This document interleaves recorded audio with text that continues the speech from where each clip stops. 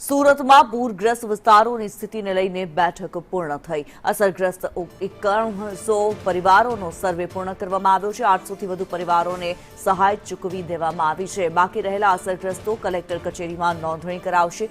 વીમા ક્લેમ માટે ખાસ ઓનલાઈન ડેસ્ક શરૂ કરાશે। 4000 સફાઈ કર્મચારીઓ મેદાનમાં ઉતરશે। 50 વધારાના પંપ દ્વારા પાણીના નિકાલની કામગીરી કરવામાં આવશે। વીજ પુરવઠો મોટાભાગના વિસ્તારોમાં ફરી કાર્યરત કરવામાં આવ્યો છે। 72 કલાકમાં સ્થિતિ સામાન્ય કરવા તંત્ર દ્વારા કવાયત હાથ ધરવામાં આવી છે। ત્યારે સુરત સહિતના જિલ્લાઓમાં પૂરગ્રસ્ત વિસ્તારોને લઈને મહત્વપૂર્ણ મીટિંગ કરવામાં આવી હતી, સમીક્ષા કરવામાં આવી હતી।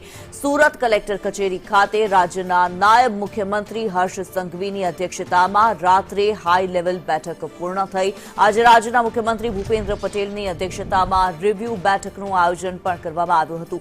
આ બેઠકમાં નક્કી થયા પ્રમાણે આજે મોડી રાત સુધીમાં એટલે કે જે સોસાયટીઓમાં જ્યાં પાણી ભરાયા હતા ત્યાં અત્યાર સુધીમાં 9100 પરિવારોનો સર્વે પૂર્ણ થઈ ચૂક્યો છે અને 800થી વધુ પરિવારોને 6800 રૂપિયાની સહાય ચૂકવાઈ ગઈ છે।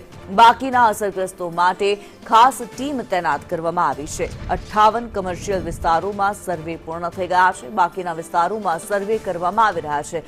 જો કોઈ વ્યક્તિના ઘરનો સર્વે બાકી હશે તે વ્યક્તિ કલેક્ટર કચેરી આવી પોતાનું નામ અને વિસ્તાર નોંધણી કરાવી શકે છે અને અહીંયા પણ તેના માટે ટૂંક સમયમાં હેલ્પલાઇન નંબર જાહેર કરવામાં આવશે। તે ઉપરાંત વીમા પ્રક્રિયા માટે ખાસ ઓનલાઈન ડેસ્ક શરૂ કરવામાં આવશે। એટલે જેઓના દુકાન, બાઇક, ફોર વ્હીલનો ઇન્સ્યોરન્સ હશે તેઓને કઈ રીતે ઇન્સ્યોરન્સ મળી શકે તે માટે આરટીઓ અધિકારી અને વીમા કંપનીના હોદ્દેદારો, બેંકના લીડરોને તથા કલેક્ટર દ્વારા પણ ઉચ્ચ અધિકારી નિમણૂક કરવામાં આવશે અને આ કામગીરી વર્ચ્યુઅલ માધ્યમથી પણ થશે જેથી અરજદારોએ વીમા કંપનીના ધક્કા ન ખાવા પડે। સુરતમાં હાલ 2000 સ્વચ્છતા દૂત મેદાનમાં છે। તે ઉપરાંત અન્ય 100 જેટલા કર્મચારીઓ, સફાઈ કર્મચારીઓ વડોદરાથી મંગાવવામાં આવ્યા છે જે કાલે સવાર સુધીમાં સુરત આવી પહોંચશે તથા અન્ય 1000 જેટલા કર્મચારીઓ અન્ય સ્થળેથી બોલાવવામાં આવશે એટલે કે સાફ સફાઈના કર્મચારીની સંખ્યા વધીને 4000 થઈ જશે। જેસીબી દ્વારા સડેલી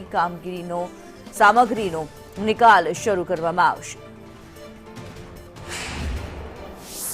આખા શહેરની અંદર એક જે સોસાયટીઓમાં જ્યાં પાણી ભરાયા હતા અને જે પરિવારજનોમાં ખાસ કરીને નુકસાની ભોગવવી પડી હતી એમનું સર્વેની કામગીરી જે કરવાની હતી તેમાં કુલ મળીને 9100 પરિવારની હાલ સુધી ડોર ટુ ડોર સર્વે થઈ ચૂક્યો છે જેમાંથી 800થી વધારે પરિવારોને 6800 રૂપિયા પ્રમાણે ઘરવખરી અને કેશડોલ્સ આપી લેવામાં આવ્યું છે અને કાલે મોડી રાત સુધી મોટા ભાગના આ સૌ પરિવારજનોને કેશડોલ્સ અને ઘરવખરીની જે સહાય છે તે એમના સોસાયટી સુધી પહોંચાડવા માટે